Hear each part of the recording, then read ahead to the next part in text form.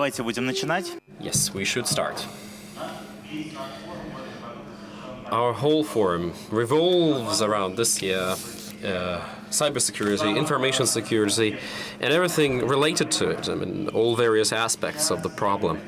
And now, I would like to talk together with our esteemed panelists about those organizations that are there to detect and react towards various incidents. And these incidents can be different. It can be data leak, it can be external attack, and so on and so forth. And there's a whole range of various organizations that are called CERT, Computer Emergency Response Team.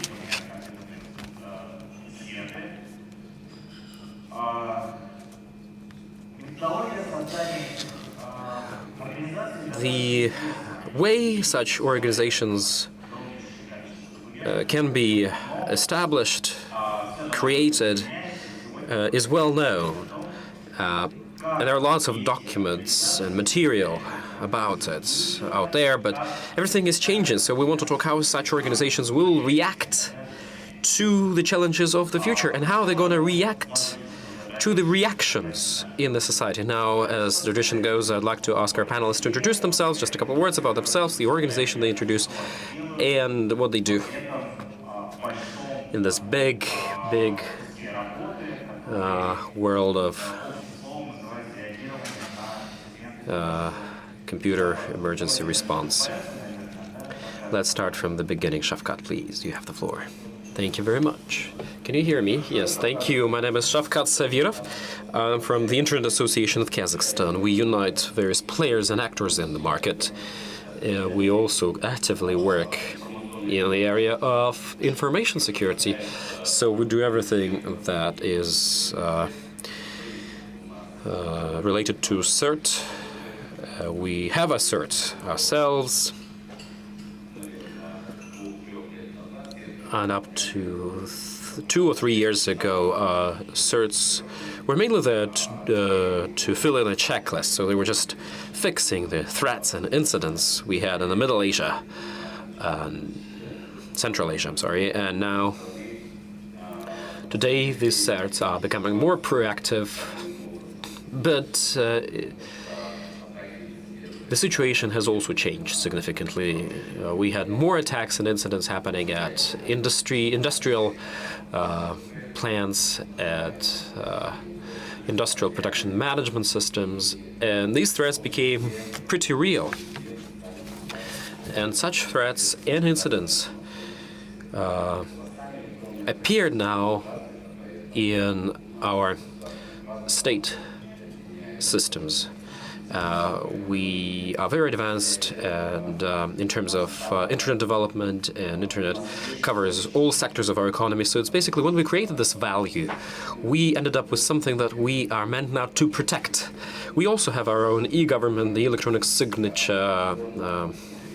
You can have your SIM card, your ID, all in the cloud. And everything that CERT is doing today is, of course, trying to protect our citizens, first and foremost. Thank you. Thank you. Now we move on. Martin, please. Martin Peterka.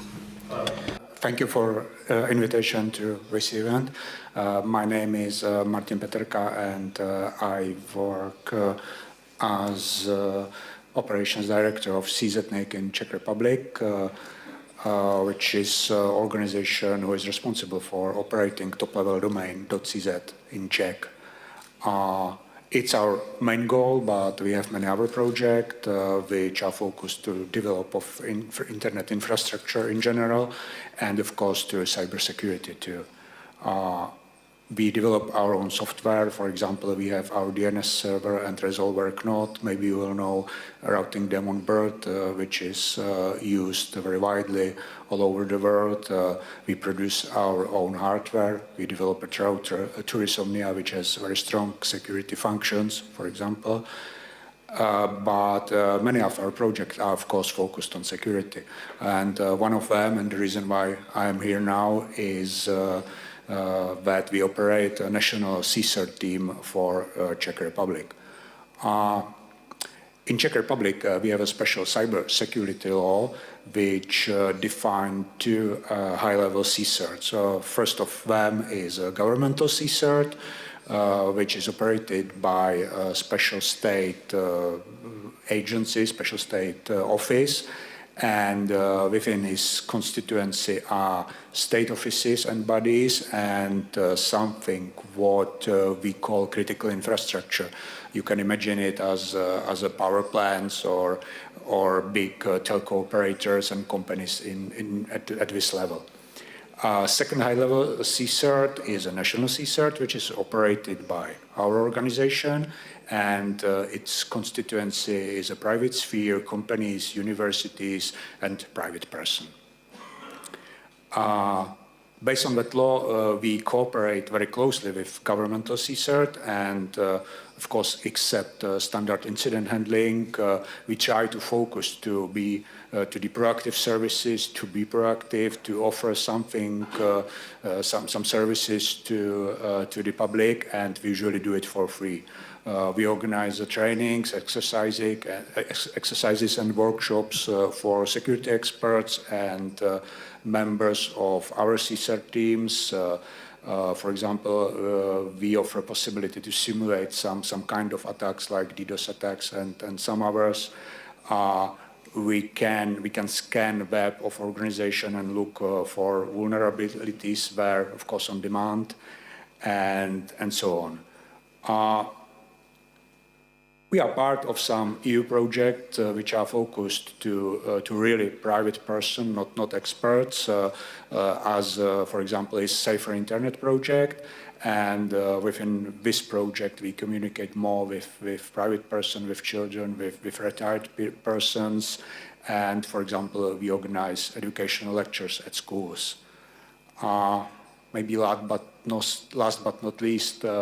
Of course, we care about domain holders too. We have a special software which collect data from different sources about vulnerabilities in .cz web pages, and after that we communicate with specific holders and try to help them to solve their problems. Спасибо большое. Движемся дальше. Thank you very much. Moving on, Alexei Novikov, Positive Technologies. Good afternoon, dear colleagues. Alexei Novikov from Positive Technologies. Our company is mainly producing means of protection information vendor, but since lots of the means of our product range is about identifying, singling out the incidents or the and to help people to investigate those incidents and to find the perpetrator, the criminal, we have a large group of experts, our own investigation center that does investigating various threats, incident management and incident investigation for our customers on a more global level, or we can do it in specific regions. We can also investigate complex targeted attacks. And although we are not being called a CERT or a CSERT, but nevertheless we are full-fledged, well, an investigation group, emergency response team, and with new threats coming in and new trends appearing there, new vectors that perpetrators can use to carry out the attacks and threats, we have to be there for our people, and we can do protection of industrial production management systems, telecom networks, and traditional infra and intra-networks. Our colleague from Vietnam Network Center, Hong Tong Nguyen, please. Good afternoon, everyone. My name is Thang. I'm a Deputy Director General of Vietnam Internet Network Information Center. It's a country code top-level domain name package.vn. We also manage the DNet system for that .vn domain name and operate the national Internet exchange in name that VNIX to optimize the local internet traffic in Vietnam. As you know, the DNS system is the heart of the internet. So it's very important for the internet. Without the DNS system, the internet cannot work and people cannot access the internet. So we are in charge of operate the DNS system. So we set up a small team of CSERT, the few the member engineer coming to that team and do secure the DNS system. And we work closely with the national CERT, VN CERT, to coordinate and prevent and detect the attack from the outside. We also work closely with the DNS community in Vietnam for the DNS engineer from the ISP, the banking system and government system to detect and protect our system to serve the internet user with the best service. Спасибо большое. Брюс МакКоннелл, East West. Bruce McConnell, East West Institute, please. The floor is yours, sir. I told you about the East West Institute this morning. We're a conflict reduction organization and try to promote cooperation among states and companies in cyberspace. I think maybe I'm on this panel because before I went to East West Institute, I was at the Department of Homeland Security, the U.S. Department of Homeland Security, where U.S. CERT was in the organization that I was in charge of. So there we worked a lot on, and they continue to work a lot on collaboration with other incident response teams, both domestically in the U.S., with sector response teams like financial services or telecommunications, which have their own organizations, and also with individual banks and individual telecommunications companies, and then also on international cooperation between U.S. CERT and CERTs in other countries, because many of the incidents are international. And so at this point, I hope we can discuss some of those international cooperation challenges and explore how we can do that better. Thanks, Mikhail. Спасибо большое. Thank you. And moving on, and we have two more speakers, Pavel Rivenkov, FinCERT, Central Bank. Good afternoon, dear colleagues. I represent a specialized division of Central Bank of Russia that contracts cybercrime in banking. Our division was established in June 2015. For 2.5 years, FinCERT has grown its headcount 2 times. It means that the management of the Bank of Russia sees how serious the problem is and clearly sees the need to grow our capabilities in this area. Today, FinCERT covers several areas of activities. First being a constant monitoring of internet, searching for fraudulent resources. FinCERT is one of the few competent organizations in the Russian internet. And we've got a special prize from RUNET in the area of financial security for the last half of 2017 and the first half of 2018, more than 1,000 resources were screened and identified by us. Some of them related to peer-to-peer transactions, others were banking and phishing services, and so on and so forth. So these were the fraudulent sites we managed to identify. There's another area of activities that we do. We also do some oversight and technical audit and technical analysis. We have an expert who is a specialist in computer research. So we try to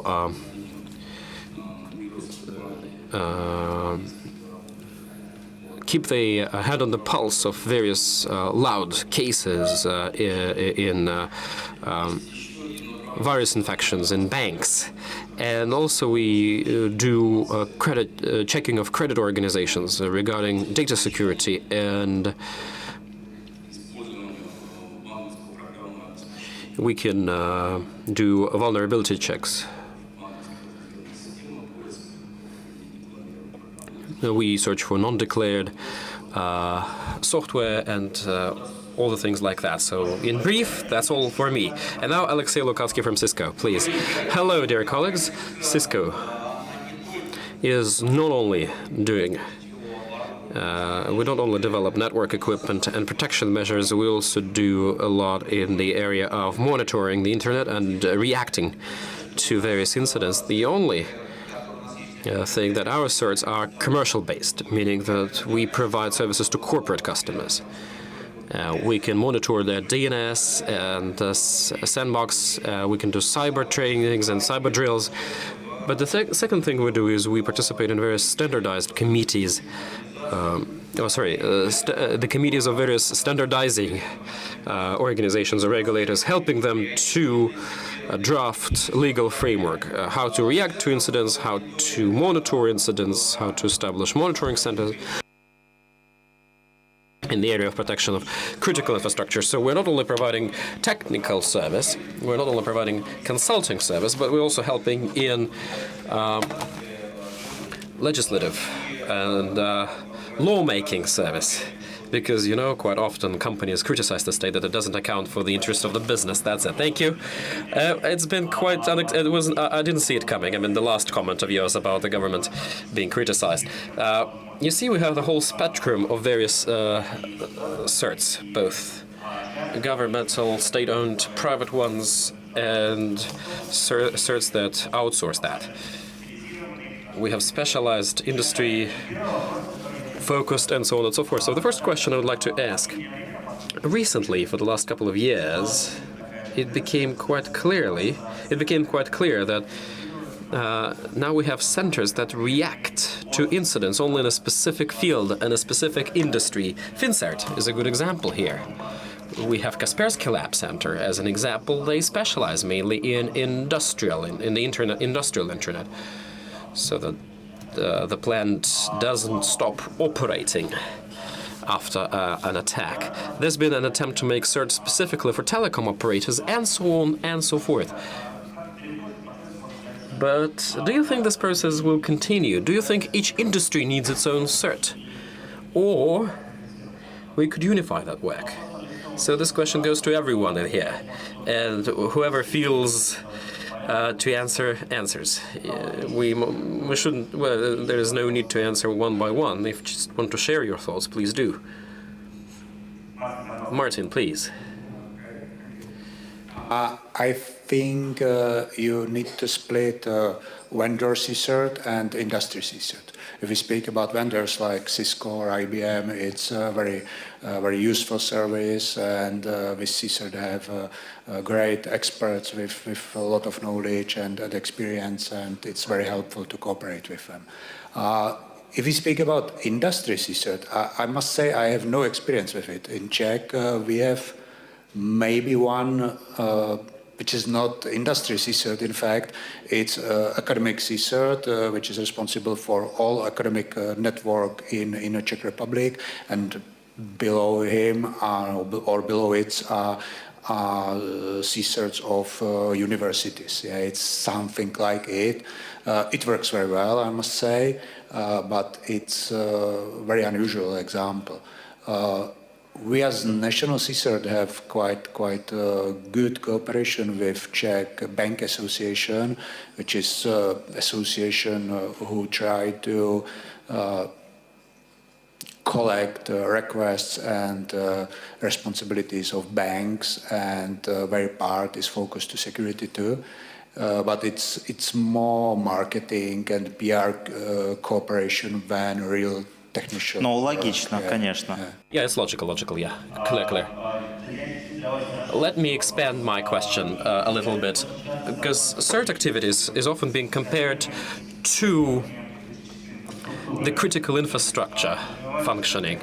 Well, what's meant by that is that such centers should search for threats that could potentially destroy or put off something of critical importance for the majority of people. Financial industry was recognized as such an industry. Do you think something similar is required for transportation, for aviation, for water supply, for energy supply, anything else?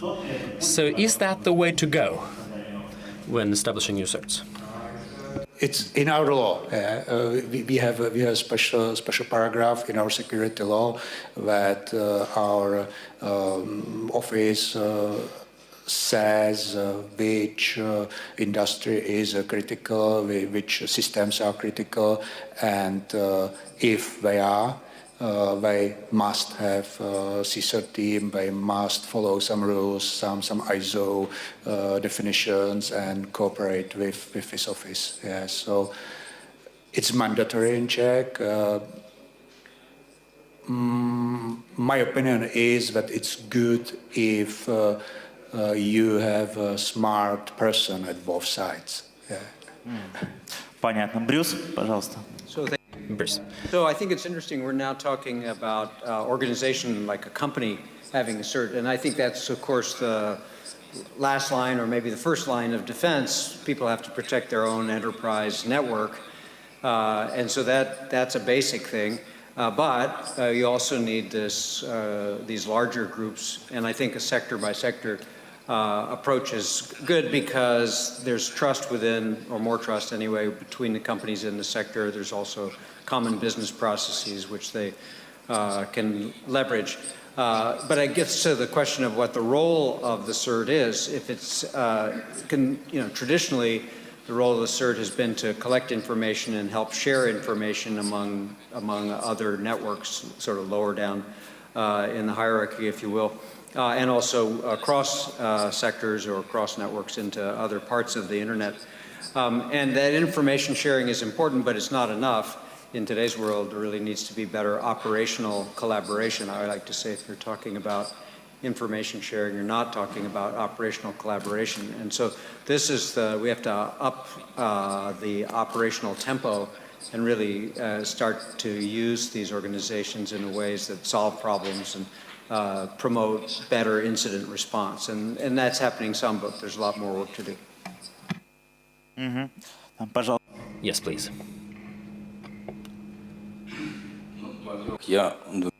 First, I am fully supportive for industrial FinCert. Not because I work there. Let me explain. Just imagine, it doesn't really matter by means of what you're doing your banking transaction. Because when we had no electronic money, money was transferred by trucks. And a regulator should ensure that there are necessary regulatory documents that allow you to do the necessary settlement. And still being in line with the and adhering to the laws of the central bank and so on and so forth. So the stability of the banking system has to be ensured. But now new types of settlements, transactions appear. We're no longer exchanging paper documents, electronic documents. The money we transfer, we sign that transaction with an electronic signature. And it happens faster than you could have ever imagined, and it's all done transnationally. If a regulator misses all possible risk sources, threats that we have today in the cyberspace, the regulator will never be able to catch up with his regulatory documents. We're all falling behind our hackers, but here the reaction is going to be even slower. So in critical areas, own certs have to be definitely established so that they could react faster. Thank you. Thank you. First Vietnam, please, and then Alexei. Yeah, in my opinion, about the industry cert, as you know, we are now too much depends on the IT service and internet service, and the industry also depend a lot on the internet service, and the customer want the industry change the system to adopt the IT more IT and provide more service for customer. So I think I recently once a survey from India government about 3 years ago. They report that the finance system and the gas, oil, and utility industry is most of attack, and they decide to set up the FinCert or the power cert to protect the industry system. So the industry cert is need to set up to protect the industry and to sharing information it as the member of the industry to prevent the same issue happen in the future in the industry. Yeah. So I think some industry like finance and gas, oil, utilities should have their own cert. Yeah. А как далеко это? But how far one should go this way? Energy, transportation, oil, gas, what else? What other sectors, industries need a set? How much diverse it has to become, and to which extent?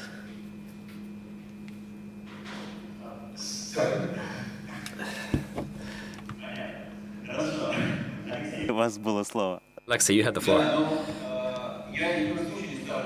I am not here to question the idea of industry cert, God forbid, but to my memory, in Russia, not a single attempt to do industry cert had ever been successful. I'm not even talking about FinCert, because FinCert was established by a regulator for their own money, the Bank of Russia. All other attempts failed because the participants didn't want to pay money for it. If you remember, 18 or 17 years ago, well, not of course will remember, but there was an idea of establishing an operator cert out of the operators of telephone communication. RusCert was born out of it, but then a mega group appeared. But it didn't fly because Ministry of Communication and Telephone Communications said it's a great idea, but we're not going to pay for it. The operator said, okay, if you're not going to pay, we're not going to pay. Now, the negotiations have been on for 2 years about establishing an industrial set that would bring together a couple of big industrial factories and plants in Russia. And they still cannot agree because the question is always whose money it's going to be. Who's going to pay for a 24/7 Center for Monitoring of Information, distribution of bulletins, recommendations, doing research and investigation and even reaction. Nobody wants to pay for it. So, and we arrived to the conclusion the idea of industry regulation is right, but if nobody pays for it, it turns into bust. So we either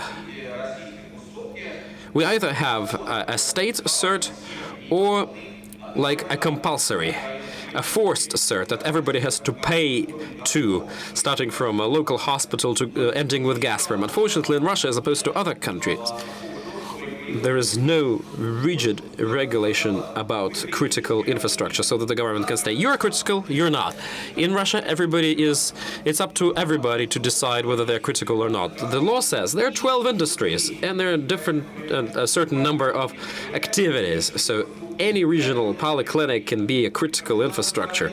A microfinance organization, a pawn shop can also be a critical infrastructure. Any regional operator, or let's say a city operator, telecom operator, is a critical infrastructure.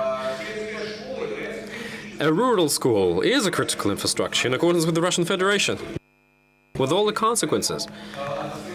So industry regulation is of course a good thing, but one should understand where the money dude. Because if the money issue is not resolved, it all turns into a very beautiful presentation, a very beautiful text and speech, but it does not affect the reality. It creates the sense of false protection. So you don't believe in self-regulation, right? You believe that companies cannot agree between each other. Well, I believe if somebody gives money for it. Let me give you an example. For example, in domain industry, under a coordination committee, coordination center, we have a project, a non-for-profit partnership. We try to maintain a single base of domains that are used, say, for malicious deeds like building viruses, developing viruses, doing phishing and botnet. See, CERT is a certain responsibility. Anybody who is responsible for reaction must ensure that there's a 24/7 collection of data. And it would be nice if SLA is there as well with incident notification. If a certain company, a participant of the information exchange, has faced a threat and nobody can provide her with an information or this organization information how to counteract a threat, then the trust towards such an exchange system goes down, it drops. That's why an SLA has to be in place. An SLA requires certain resources, people, equipment, And of course, it all translates into money. So endoscope, the project you mentioned, is a good example of how it could be. But endoscope, nobody's expecting endoscope to work under an SLA, to provide information 24/7. Here, a reaction speed, a reaction velocity is important because reaction means fast, fast means a lot of money. Endoscope, I brought this as an example that actually cooperation is possible. But I will agree with what you say. We have two answers, Martin and then Alexei. I only wanted to explain my number 7. And ну, I must correct myself. Пояснение, конечно. Correct answer is 8, because in the European Union exists something what's called NIS directive, which strictly define all these areas of critical infrastructure, and they are really 8. So for us, it's mandatory to allow this directive, and based on it, we have 8 different industries defined as critical, and in every of them must our office set up criteria based on then criteria find operators of the system. So, for example, I don't know if one of them is energetics. Our office must say something like, okay, if we speak about power plants, it means that critical power plants who produce more than X kilowatts or megawatts or I don't know what. If we speak about healthcare, what's a different area. Critical infrastructure is hospital which has more than 3,000 beds, for example. Спасибо. Алексей? Alexei. Coming back to the first question, yes, I will support the colleagues in here. Industry-specific certs are required, and the basic reason is because in every industry there are specific own incidents. They're very specific and very characteristic to this industry. Because of the IT systems these incidents occur in, and because of the root cause of those incidents. And I would like to debate a little bit with Alexei here. We have regulators in some industries. Well, the example here is Central Bank. And this example shows that sometimes a regulator understands that industry needs some cybersecurity in place. And then it starts regulating, like CB is doing, Central Bank. Not only the industry itself, the sector itself, but also the IT security and safety, cybersecurity. So industry certs is relevant under or the auspices of the current regulators for our industry. Shafkat, yes. I would like to add, because we're gonna soon have it established in Kazakhstan. Last 4 years, we had made many attempts to establish a FinCET, and we all bumped into the same wall. Who's gonna pay for it? Because if there's no money, nobody's paying for it. Last year, in the end of last year, the law stated who and what is the object of critical infrastructure, the way we call it. And our state is responsible for bringing up, for establishing operational center. And this operational center, all copies of IT systems are brought in there, and operational center is the one required to react. And this operational center will not be like broke into different sectors or industries. We're gonna have private and public sectors. So we're gonna have public on one hand and private on the other hand, where foreign capital will be singled out as well. I mean, foreign capital assets will be singled out. And that's the way our operational centers will work. But again, the money will be provided by the government. Moreover, those private certs that who want to work in this area, I mean, who want to offer their protection services, they can search for their own clients or customers. They can decide for themselves whether they want to work within a certain industry or with specific companies. It's up to them to decide. So the law has been adopted last year, it's all in there, and this year we are creating sub-laws to... I think it's going to be of interest to you as well, because it will describe every step of CERT activities. And it will also explain the issues of critical infrastructure there. Thank you. Thank you. Because it does provide us, well, it gives us an opportunity to well, I know that in a couple of countries there are global state-run CERTs that react to all kinds of incidents, irrespective of the industry, irrespective of whom these, well, irrespective of where those incidents occurred. I know that the US CERT follows this model. So a logical question, what will be then the role of those global governmental CERTs? If we all here support, if we all here are proponents of industry-specific CERTs, who know people, who know companies, who have personal connections, what will be the role then for those global CERTs in this new picture? Can I start? I think it was one of the most interesting questions last year when we discussed amendments to our law. We didn't just get a new CERT. We called it IB, meaning Information Security CERT, Информационная безопасность in Russian. It's not just a CERT that reacts to computer incidents, but it also reacts to various incidents related to information, cybersecurity. Because what we heard today about fake news and other things, such as manipulation of public opinion or etc. So there has to be a CERT that covers these threats as well. We've also got IoT now, and lots of new things that somebody should be responsible for or have to protect. This new CERT, well, I don't know whether we should call it a new one or not, but it's a CERT that provides the whole range of info security issues. Yes, Alexei, please. I think the US CERT example is not the best, because in the US there are plenty of industry-specific and industry-based CERTs, which is called ISAC, Information Sharing and Analysis of Information Centers, that disseminate information on incidents, attacks, and threats. So US CERT is mainly covering the state sector, is mainly focused on the state sector. But what should a state global CERT do?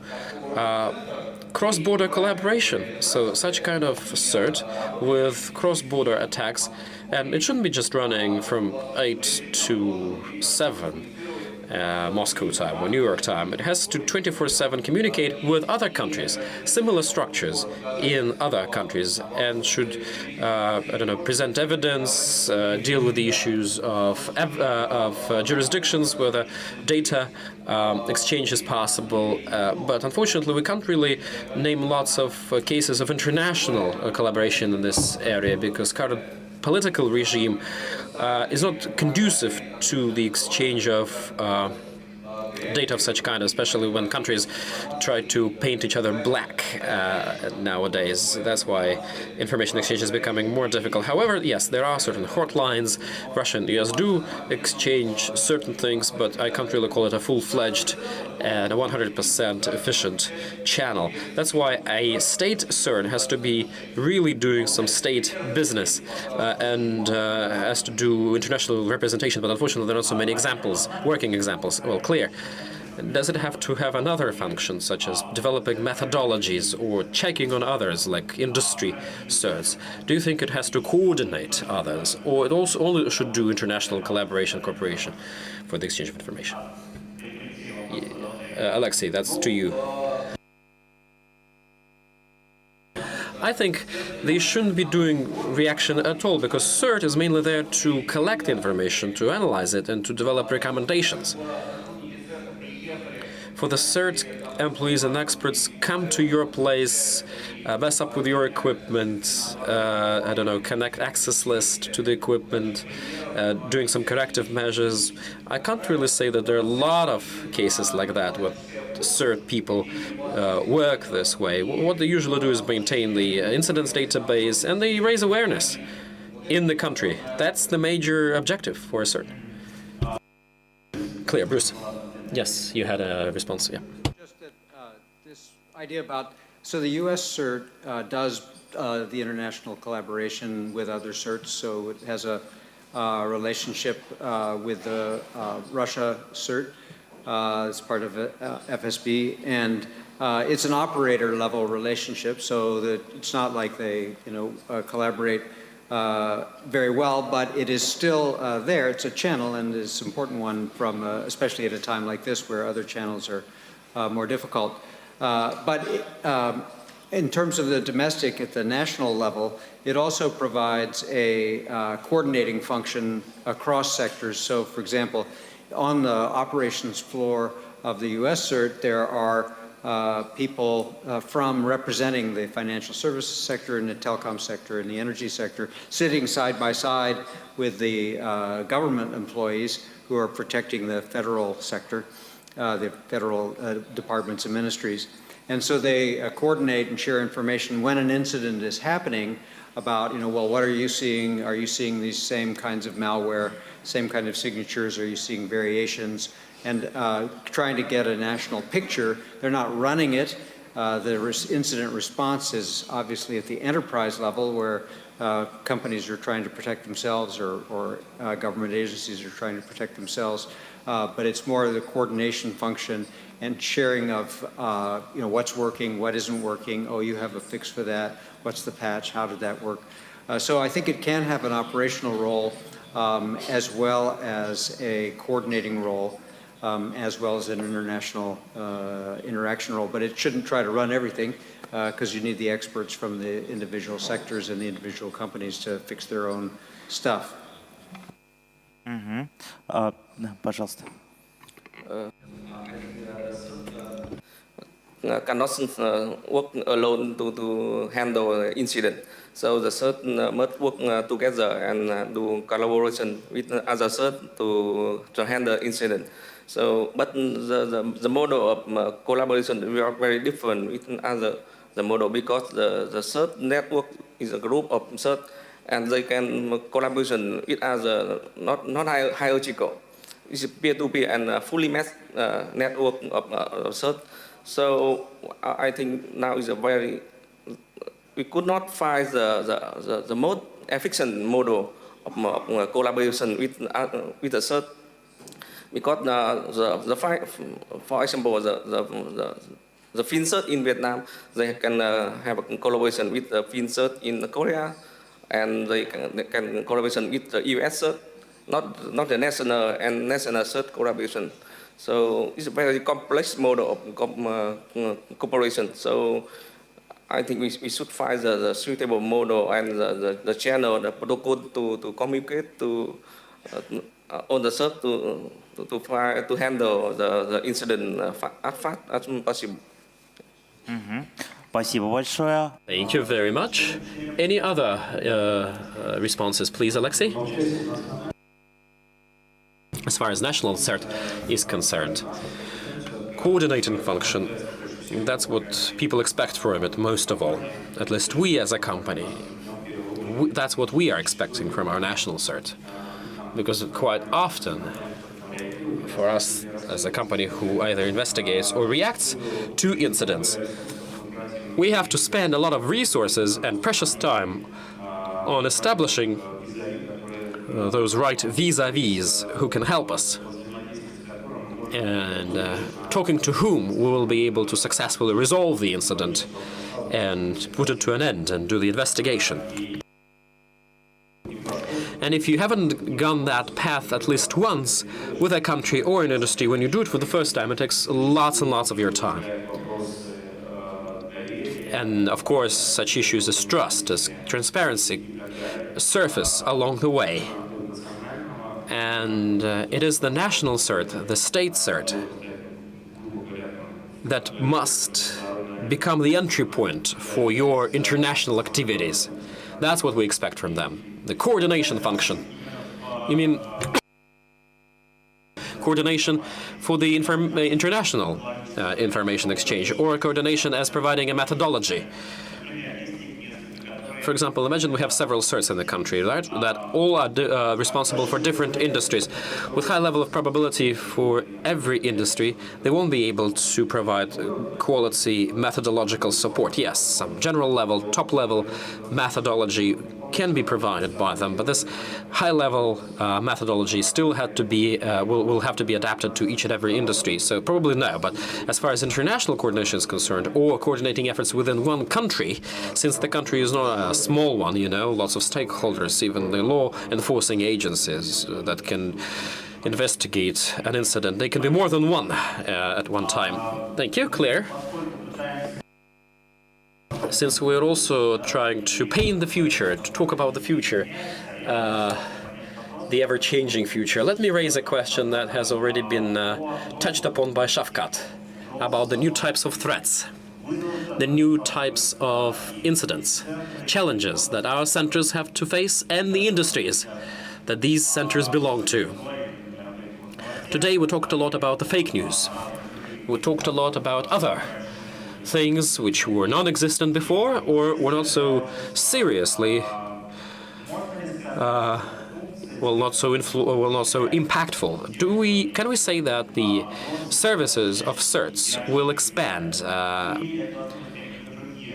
or they should be other organizations that would specialize in, say,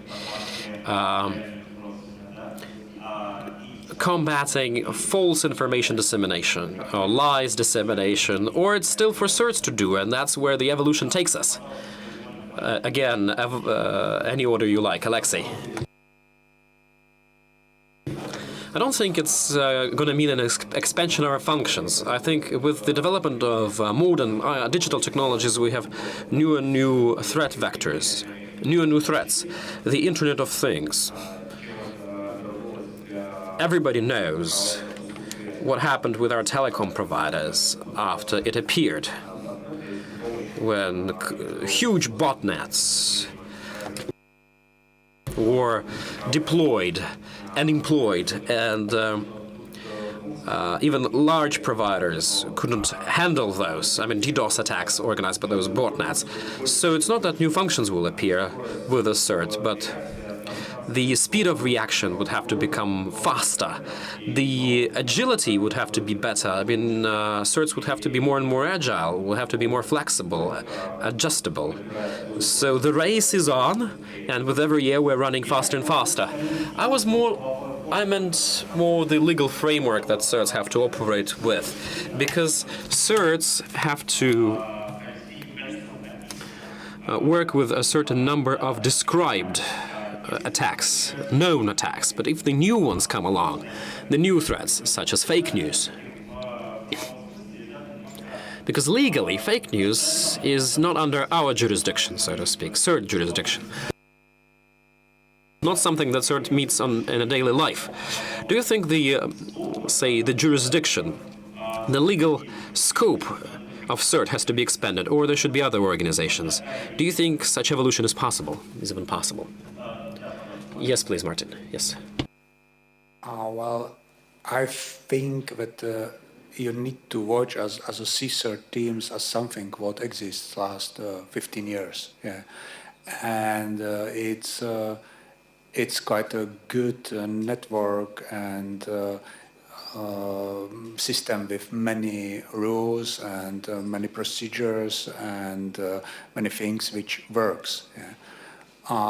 From my point of view, you need to find CSERT which is responsible for this kind of threats. It's not a role of governmental or national, or what I want to say is that you don't need to have a legal framework. You only need to find I don't know, organization who is responsible for newspapers, can solve fake news. Some lawyer association can solve rights at internet. It should be kind of CSERT. It's not technical CSERT. It's not about people who are sitting in computers and looking at IP addresses and this kind of things, which we know. it will be something a little bit else, but it could be Caesar too. Да, Шавкат, пожалуйста. Yes, Shafkat. Can I also give an example? 2 years in a row, our invoices, all of our invoices are issued electronically. You just need to print it out for reporting or for your accounting purposes. But paying invoices can also be done electronically. And the Ministry of Finance has signed an agreement with IBM that blockchain will be used for taxation purposes. Blockchain is also something that has to be under the CERT jurisdiction. Well, say scope of work. Yes, it has to be under the scope of work. Well, apart from many other things that they're responsible for. And I think that if this year we're going to have our first pilot project where VAT in Kazakhstan is going to be calculated based on blockchain, if that happens this year, well, a decision was made to have a cert, an information security cert, that could deal with such new things as blockchain, such things as the Internet of Things. Today, same Tesla, you know, it can be easily hacked and hijacked using its autopilot function. Now, everything that has to deal with smart houses and individual protection, well, everything like that has to go under our new law on certs for information security, information, IT security, because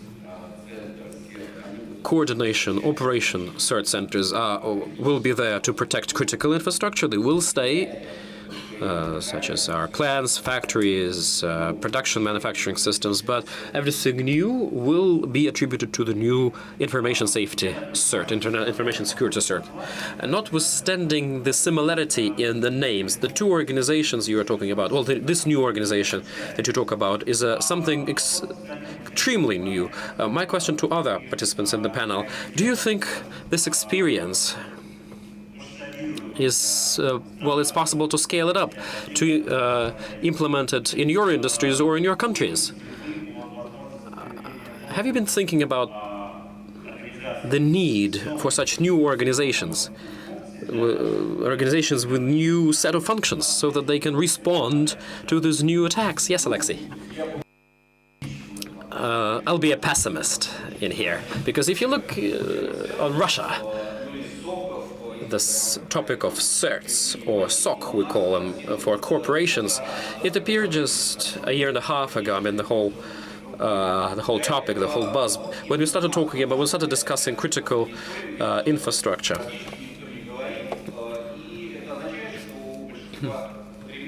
It means that the majority of our consumers didn't actually have the need for those certs. They never thought about structuring the process in this way. And since today everything is done within just one law and lots of sub-norms and regulations with only one regulator on top, nothing new can come out of it, because it's a very rigid area, very strict. Just imagine introducing a change into any document there, and to add something new to those 13 incidents we have, like fake news or blockchain attacks, or electronic signature collision, which can lead to wrong tax accounting, is impossible short term.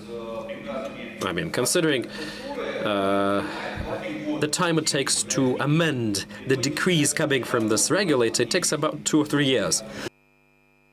We still follow some of the instructions that were produced in 1920, and they're still around. They're still valid. There wasn't even FSB back at the time. So I don't think there is future for that. Well, commercial organizations or commercial problems will, I think, be dealt with.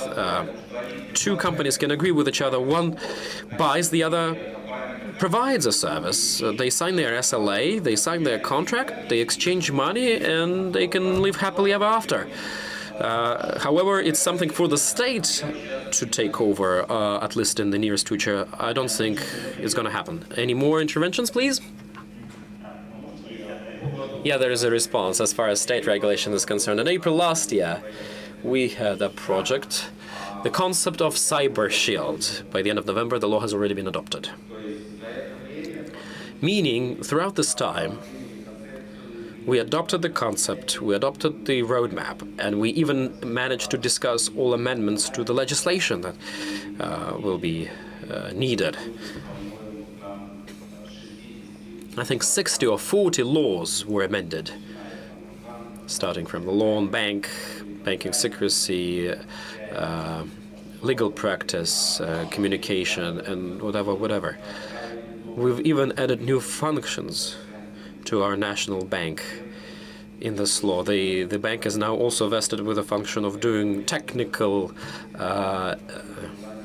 intelligence, so it all depends on the wish or the will to do or not to do something. It's up to you. 2 to 3 years, well, that's the time frame we used to have 10 years ago. Now, no. When threats change that fast, 2 months, you see, have passed and everything's changed. Yeah, and you have to react much faster. Alexei, I see that you have some other arguments to make, since we're talking about 2 different experiences in here, Kazakhstan and Russia. You think it's not applicable? No, it's just different. It's just different. I mean, the size, the scope, the amount of regulators you have, and the international situation, the historical background. Clear. Although, yes, Kazakh experience is very positive, but unfortunately it doesn't fit to Russia yet. Clear. Then another question. Again, regarding the CERT functions, who can also do similar type of services and reactions. Internet is becoming global, not only because it's diverse in its technical infrastructure, but also because there are a variety of popular products available. There's a couple of vendors such as Google, Apple, Microsoft, and others that cover more than 90% of all the user base. And they have access to almost all products these end users use. All of those organizations have their own centers, reaction centers, incident response centers. And these corporate internal incident response centers are capable of covering the majority of problems that end users face. Don't you think that those internal corporate security departments who just there to maintain products of those corporations will finally gain more weight in this field even than CERT do now have? Can I also answer? So also a representative of the same large corporation. Also, you haven't called our name. Product-specific certs will never, ever deal with users' problems. Their objective is to do and to solve product incident response, product security response team. After finding a vulnerability, after finding a gap, our major objective is to close the gap, to patch the hole, and do the patching, issue the new product. So the certs shouldn't be doing anything with the users if those users have been robbed or something malicious was done to them. It's the objective for either certs or for your personal. It can also be your own personal task. And talking to other colleagues, I know that no one would ever mix these two functions because doing security for 4 or 5 billion people is impossible, even for such IT monsters that I cited. Because what's it in for the vendor? Why they should be doing it?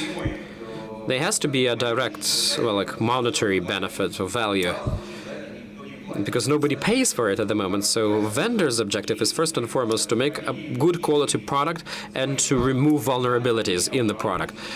They are not there to manage incidents. with customers unless those customers pay. And usually these are corporate customers. Yes, corporate customers for sure.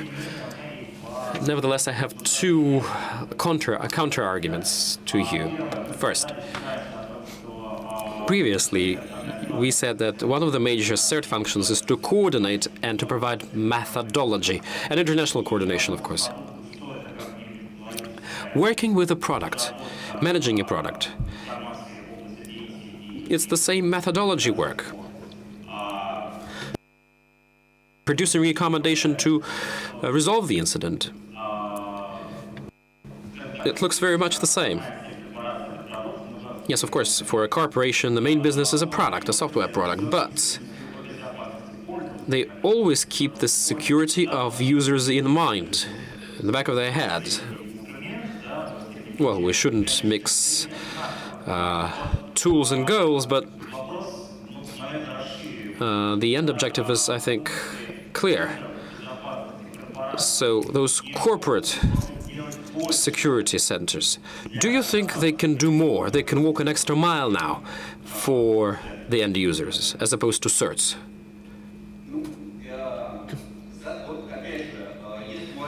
Again, if you take any large IT corporation, it has at least 3 certs, 3 incident response teams. First one being a group that deals with product problems, second, internal security, and third is something that you can sell to corporate customers as a service for which you charge money. If we talk about the first function, just product support, it's only limited by fast response to removing vulnerabilities, yes. The average time is less than a day to remove a vulnerability when a vendor releases a patch to the vulnerability found. Then the vendor just uploads the patch on a website and a bulletin. What has to be done with the patch, how to deploy it, how can it influence the functioning of the previous version, and so on and so forth. And then, luckily or unluckily, it's no longer a vendor's problem, it's the user's problem to install the patch or not. Our statistics says that average time in server, network, and user application is 5 years. So patch is produced in 1 day. The customer, on average, deploys the patch in 5 years. So somebody should be improving the culture, should be raising awareness of our people. They, well, I don't know, should be aware of the fact that you should, I don't know, wash your hands before you eat, patch your products. Vendors are trying to do it, but raising awareness, improving the information security culture, that's for the government. That's why in Europe and in the US, there are some monthly bulletins or cybersecurity monthly bulletins from all TV stations, all TV screens, and all the radio stations. They hear that cybersecurity is in your hands, you're responsible, and the advices you have to follow are very simple. There's been an initiative like that in Russia 4 years ago. We had this guidelines on the policy of cybersecurity, but unfortunately the document never jumped. But the idea was very simple.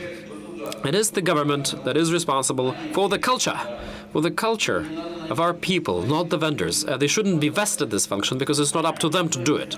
Clear. So certs are not yet afraid of competition from vendors. And probably this is right, yes. Everybody should do what they do best. One more question. Let's do a little step back. I asked this question already, but I want our panelists to be more specific about it. We said that one of the functions of the state CERT is to do data exchange, information exchange with other countries, with other CERTs, with other organizations, dealing with cybersecurity. To inform each other in shortest time possible that new vectors of attack appeared, new ways of defense out there. Currently, we understand that this exchange of information in the current conditions is becoming more difficult. Let's fantasize a little bit, but shortly. Is it possible that a universal interface will appear that would be would serve as a sustainable exchange channel, information exchange channel, and was not subject to various political influences. I suggest everybody speaks, please, again, in any order you like. Who wants to start? Yes, please, Martin. Well, it's a holy grail of all CSIRT teams last 15 years, and they are very unsuccessful. So I think theoretically yes, practically no. And one remark, today's exchange of information is not a problem that you don't have data. The problem is that you are not able to handle this data and create information from them. It's a main task which we have, to analyze data, work with them online, and create information vectors, things which we can use. We have so much data that we are not able to read it. И вы готовы им делиться. You're ready to share the data. It's absolutely normal in CSIRT cooperation. You do it every day. Понятно, спасибо. Clear, thank you. Shafat, I would say that it is only possible only within the framework of certain ratified documents, such as Budapest Convention for Info Security. It was ratified by 45 countries. The Shanghai Organization for Cooperation was produced a document which was ratified by 6 countries, a document on info or cybersecurity. We also have the Collective Defense Organization, and we also have some exchange in there. So probably these intergovernmental institutions can serve as the venue for exchange, but again, it's only going to happen in blocks. Thank you. Clear. Alexei. Yeah, the global exchange, I will support the colleague here, is impossible. There were a lot of attempts and there were a lot of approaches to it. Even if we discuss those block structures, I don't think it's possible, because as soon as you have more than 2 actors exchanging information, the value of information becomes uneven. And then again, there comes an issue of trust. What kind of trust do you have towards the information itself, towards the quality of it, towards the regularity of it, towards the intent that is behind the willingness to share? Today, these questions, I don't think, are capable of being resolved by a block or a document. Clear? Hantunyan, please. I want to talk about the collaboration of national cert and the cert, industry cert, and the government cert, and the IT and ISP cert in Vietnam. A few years ago, one day the newspaper, the basic newspaper in Vietnam, has attacked from the customer of one ISP. So the cert of the newspaper connect to the national cert and required to support from the cert network. But when they do analysis and find out that attack coming from the home user of one ISP, so the VNCert requires ISP to block the internet asset from the customer. But the ISP said that we cannot block internet asset from customer because the customer give us the money, and there is no reason for us to block the customer to access the internet, and the IP don't have enough solution to filter out the bad traffic and the good traffic.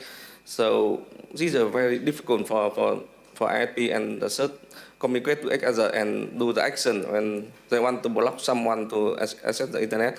So after that, government changed the policy. They have a legal model of coordination between the other cert and give a more power of national cert to request all the member of the cert network to block when something happen coming from them.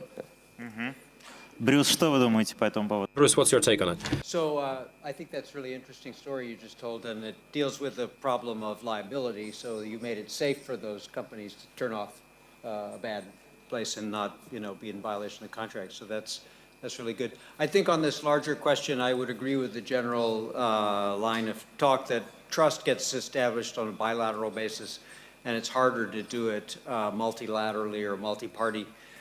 basis. There's one example right now, though, it's interesting, something called the Cyber Threat Alliance, which Cisco is a member of, actually, and it's about 7 or 8 security companies who are sharing threat information with each other, so that they can then share that with their customers and have a larger pool of malware signatures to help their customers defend against. And the way they deal with the problem of making sure that everybody contributes adequately is that they have a scoring mechanism, so you have to send in a certain number of high-quality, threat signatures every day, and if you don't do that, you get kicked out of the organization. So I think there are ways of working this multi-party information sharing, but it's in experimental phases right now. Pavel, Pavel, do you think it's possible?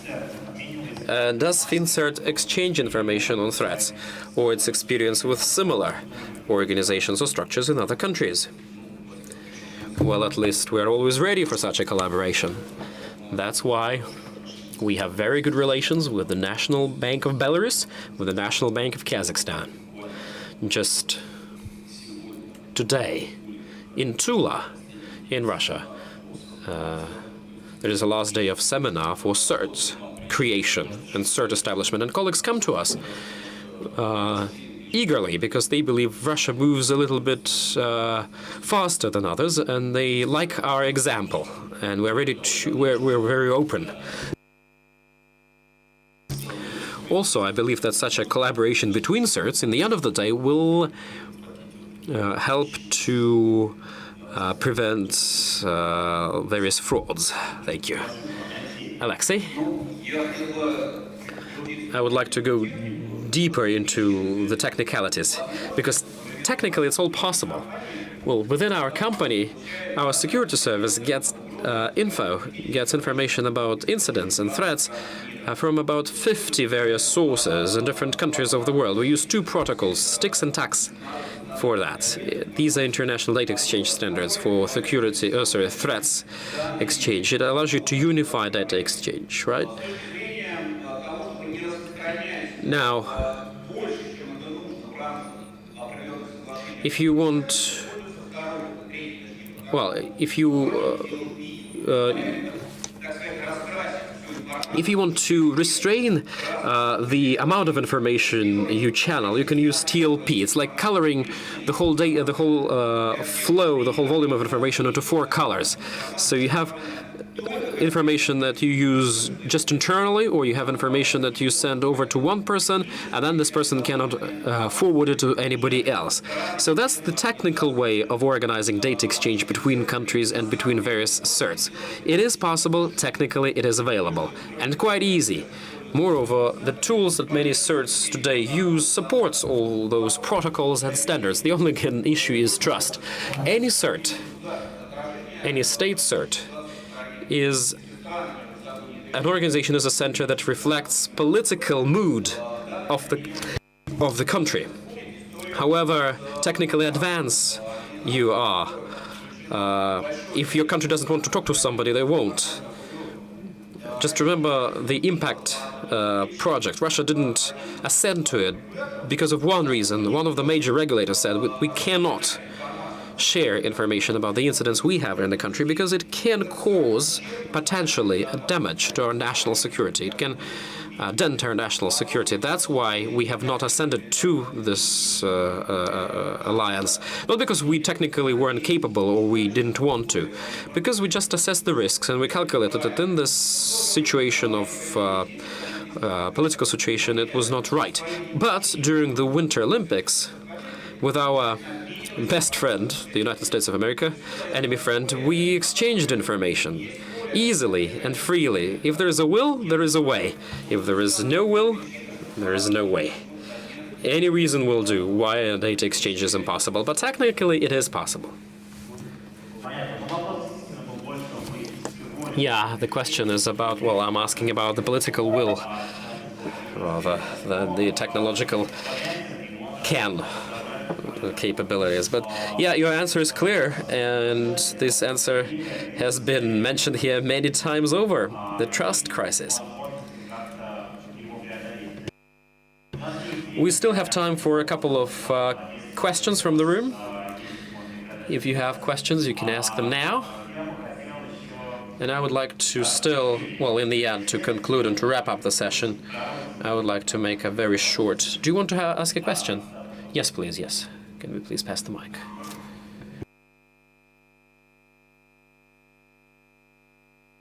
Good afternoon. Well, you said that during a day you can release updates. But sometimes you have to wait for half a year before an update comes out, and then you're so dissatisfied that you don't upload it and you don't install it. Can you address the question to someone? To me, because I was talking about the updates and patches. Yes, it does happen. And I can't even argue with that. There's some vulnerabilities that you cannot solve for many years. I just gave you an average number that, on average, in a day, a patch would be released. But then publishing the information about the vulnerability that the vendor is not closing or is not resolving, well, me as a person,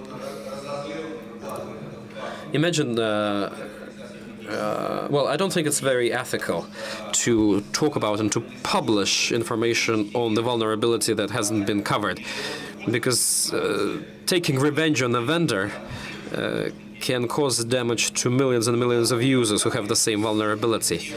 So putting it into the public space, and this topic of vulnerability disclosure is very sensitive. That's why most of the serious vendors have it inscribed in their policies, and many of them follow it strictly. I don't really want my sentence to sound as a threat, but in many countries of the world, such making vulnerability information public can be viewed as a criminal offense. So you have to be very careful. What's more important for you, to punish the vendor reputationally or to punish yourself, potentially? Because such cases are still singular. They're just one-off, so you have to just forgive and forget. I'm sorry. Yeah, I'm kidding. Yes, I understand. Then my question will be rephrased a little bit. But if the vendor finds out that there is a vulnerability and decides, instead of solving it, closing it, decides that he should sell more of that stuff, and then since I sold all of it, nobody can deal without it, then you don't care. Just leave it be. Well, let's take something very mundane, a telephone. You know, the support cycle is half a year, 2 years. People use telephones for 5 to 10 years. Cell phones. Well, yeah.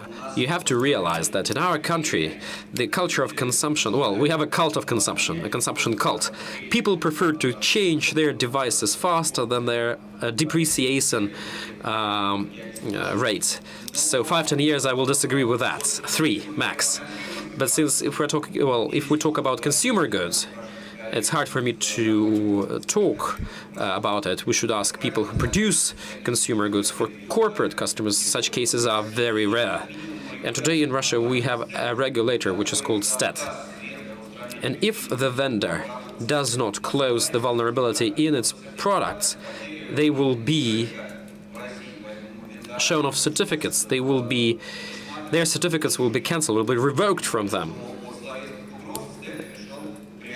Today, some certificate recalls have been made already, 7 to be more precise. So the threat is very real. And money is the major thing for commercial companies. That's why if you lose money, you become faster. Thank you. Next question, please. Hello, my name is Philip. I have a question. Look, we have a vector of cyber threats. like the actions of local regulators, the activities of local regulators. And I'm pretty sure it's not only, I'm not only talking about Russia. Let me give an example. On the 14th of March this year,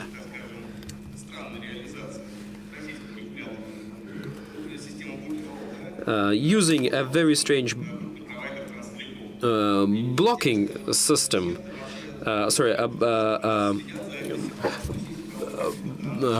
blocking recommendations by one of the Russian regulators, Rostelecom went dead.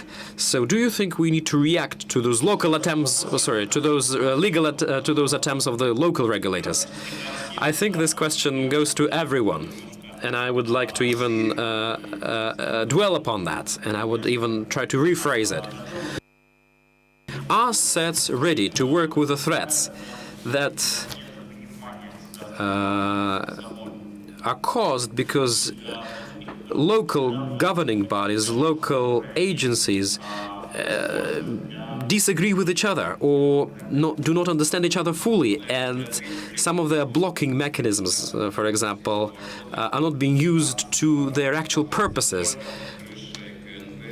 You see, our national bank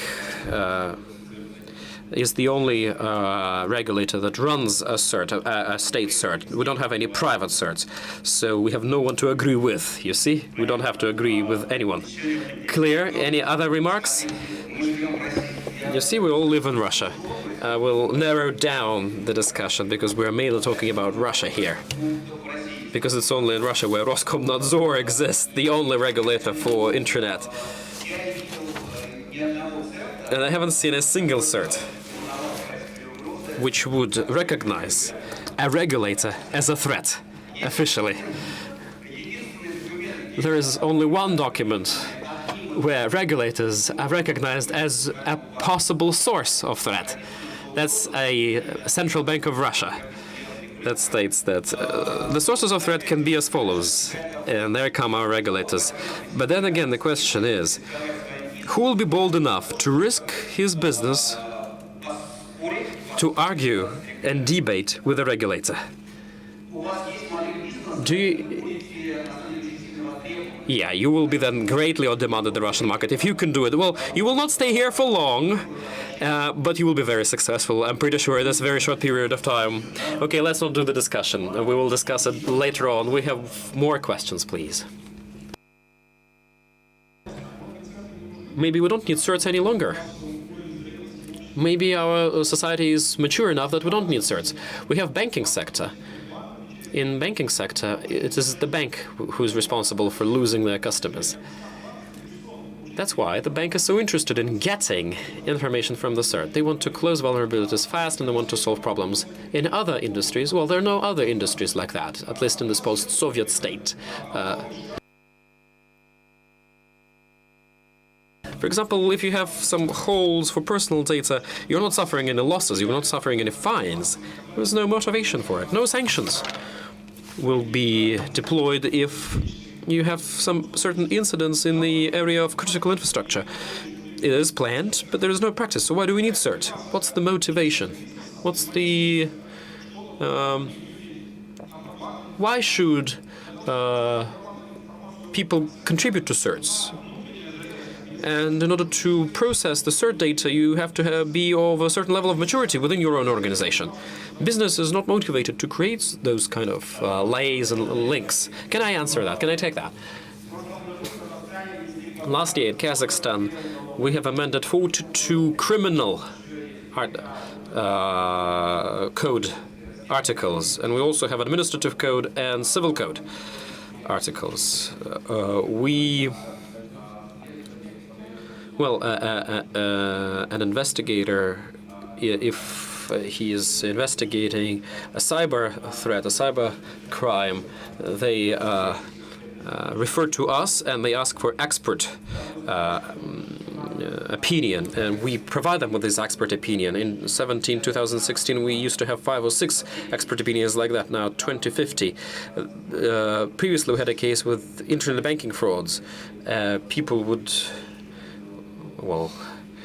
steal more than $1 million using vulnerabilities. So theft, cyber theft, is becoming a very clear threat, and we have our own criminals nowadays in this cyber area. Sometimes European companies come to us and they would say, like insurance companies come to us, international insurance companies come to us and say, can you please help us to ensure that kind of level of safety here in this country, and maybe we could do it also on a more international level. So all the amendments that were made were also included into the criminal code, the administrative code, and the civil code. So all areas of life, it all goes hand in glove. Clear? Any other interventions? Do we need certs any longer? It's a very promising question, especially for a cert session. Well, if there are incidents, if an organization faces incidents and they lose money, well, let them decide. Do they need somebody else?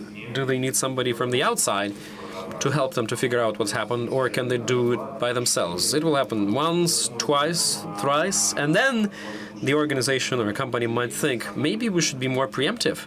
Maybe we should be more proactive. Maybe we should not be investigating the incidents, but we should take measures to avoid such incidents in the future and do track intelligence and so on and so forth. And usually this logic follows this way. If the organization is capable of raising and growing their own cert, they do it. If not, when our certs come along. Any other interventions? Martin, please. Maybe a very simple answer. I think every normal organization have some people who are responsible for security, some IT experts, security experts. And CCERT or CERT is only name, procedures and rules. If you have security guys, you have CERT. You only name it in a different way. Спасибо. Еще? Clear. Any other interventions, please? Well, in large banks, nobody's even asking such questions. They raise and they grow their own certs. It means that they can compare the losses that they can bear when losing money and the expenses for growing the certs. And usually, nobody likes losing. And if companies can't raise their own certs, they can partner with us. And we're not forcing anyone to partner with us. But when incidents occur with our partners, we use our people. Well, again, we're doing this free of charge, completely. Our people come along and they try to, as fast as possible, figure out what's doing. The first thing is save the money and leave the rest. In 2016, 2017, attacks to Bank of Russia, operation desks were stopped or were thwarted, and we saved about 1 billion of rubles. Because if the transaction is it goes on, you have only 3 hours to stop it. So the faster we react, the more we're capable of saving. So, Georgi, maybe we should exclude from our digital economy roadmap this item of establishing response centers, because they're not needed. Well, it was not a statement, it was a question. Unfortunately, there is no time for discussion. Yes, okay, answer. Do answer. You see? We're talking about critical information infrastructure. I actually wanted to ask you a different question. Do you think CERTs can exist as a separate organization, self-sustained? Business, meaning like an own business, like fully a commercial business. I don't think there is. Okay, we've approached the end of the session gradually. I think it's exactly the note we should stop it at. I really liked one of the thoughts that was pronounced in here. That source are people, rules, and methods. It doesn't matter what kind of physical form it will take in the future, but it's like an expert community or like an expert entity that helps you to face any cyber threats the future holds in stock. Thanks a lot to our panelists, and thanks a lot to you, ladies and gentlemen, for coming over.